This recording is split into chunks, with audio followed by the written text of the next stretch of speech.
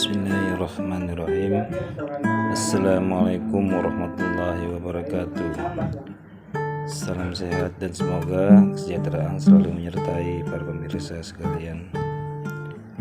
Pada BIS Terapi episode 11 ini, kami akan menampilkan video mengenai terapi penyakit gejala kanker dan proses perkembangannya di dalam tubuh. Semoga tayangan ini dapat mendatangkan manfaat dan menambah wawasan bagi kita semua. Selamat menonton. Episode 11, edisi khusus penyakit kanker, proses awal dan gejalanya pada wanita, miom dan kista. Sekilas info mengenai miom dan kista. Pertama, apa itu miom? Miom adalah sebuah benjolan atau jamur yang tumbuh di rahim atau ovarium. Penyebab miom salah satunya yaitu faktor keturunan dari DNA orang tua, kemudian peningkatan hormon estrogen pada siklus menstruasi, dan miom dapat tumbuh lebih dari satu benjolan di dalam rahim. Untuk pencegahan tumbuh kembangnya miom, menurut analisa kedokteran, harus dilakukan dengan pengangkatan rahim atau ovarium. Wanita yang pernah melahirkan beresiko miom lebih rendah. Gejala timbulnya miom pada wanita yaitu salah satunya yaitu pertama, pendarahan abnormal pada saat menstruasi. Menstruasi sering lebih dari 7 hari. Darah menstruasi bergumpal-gumpal, sering buang air kecil dan buang air besar. Sakit nyeri pada punggung dan perut bawah. Makanan yang harus dihindari yang pertama yaitu daging-dagingan, karena banyak kandungan kalori dan lemak yang akan menambah pertumbuhan miom. Kedua, jenis kacang-kacangan atau kedelai. Ketiga, minuman beralkohol atau soda. Lebih dari 50% wanita usia 40 sampai dengan 50 tahun itu mengalami miom atau tumor fibroid.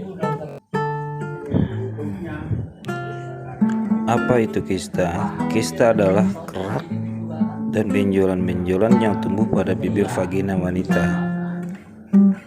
Seiring waktu akan menyebar ke dinding rahim atau ovarium, lalu akan menjalar ke ketiak dan dada atau payudara. Dan apabila benjolan-benjolan pecah, sel-sel kista berasal dari bakteri dan sel-sel jahat yang tumbuh di dalam cairan tubuh, khususnya wanita. Penyebab kista yang pertama yaitu kurang merawat organ kewanitaan, terutama saat menstruasi atau haid dan lain-lain. Kedua, sering mengkonsumsi makanan instan dan makanan-makanan yang mengandung pengawet. Ketiga, stres atau depresi yang tinggi sehingga pertumbuhan hormon tidak seimbang yang menumbuhkan sel-sel jahat di dalam cairan tubuh atau getah bening. Yang keempat, dari keturunan DNA orang tua. Gejala awal kista yang pertama yaitu adalah haid tidak lancar. Kedua, darah haid bergumpal-gumpal dan banyak seperti pendarahan. Proses haid berlangsung lebih dari 7 hari. Yang keempat, sering ingin buang air kecil dan buang air besar. Yang kelima, saat buang air kecil dan buang air besar, terasa sakit dan nyeri. Keenam, yaitu mengalami nyeri pinggang bawah dan paha. Ketujuh, sering mual, muntah, dan perut berasa sebah. Kedelapan, sakit saat berhubungan seks. Yang kesembilan yaitu mengalami keputihan yang berkepanjangan atau pektai. Akibat yang dirasakan atau yang ditanggung yaitu susah tidur karena sakit nyeri sepanjang malam, susah hamil karena bibir rahim tertutup oleh cairan jahat yang sudah menjadi kerak dan jamur. Kemudian timbul ketidakharmonisan rumah tangga karena hasrat seksnya berkurang karena rasa sakit. Pasien kista BIS terapi. Nama Ibu Khairul Amalia, alamat Tangerang. Penyakitnya itu gejala kanker rahim dan payudara. Pertemuan pertama. Keluhan pada pertemuan pertama dengan terapis. Yang pertama yaitu merasa mual, muntah, perut sebah. Kedua, ketiak, terasa sakit dan seperti ada ganjalan. Kemudian payudara mengeras dan terasa seperti ada benjolan-benjolan. Kalau sedang mengalami haid, seperti sedang pendarahan, bergumpal-gumpal, dan kalau berhubungan seks sangat sakit. Hasil analisa terapis setelah dicek melalui syaraf-syaraf kakinya, pasien mengalami sakit lambung dan stres berat.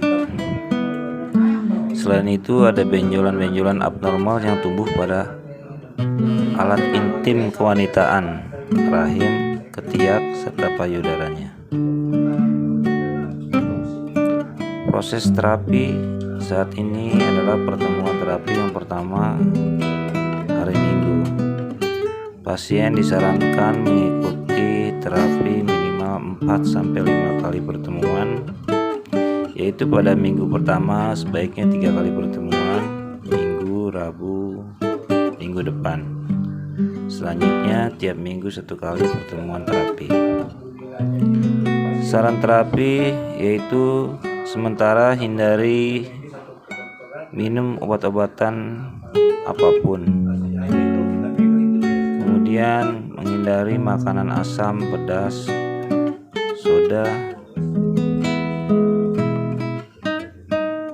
Kemudian menghindari makan buah-buahan yang mengandung gas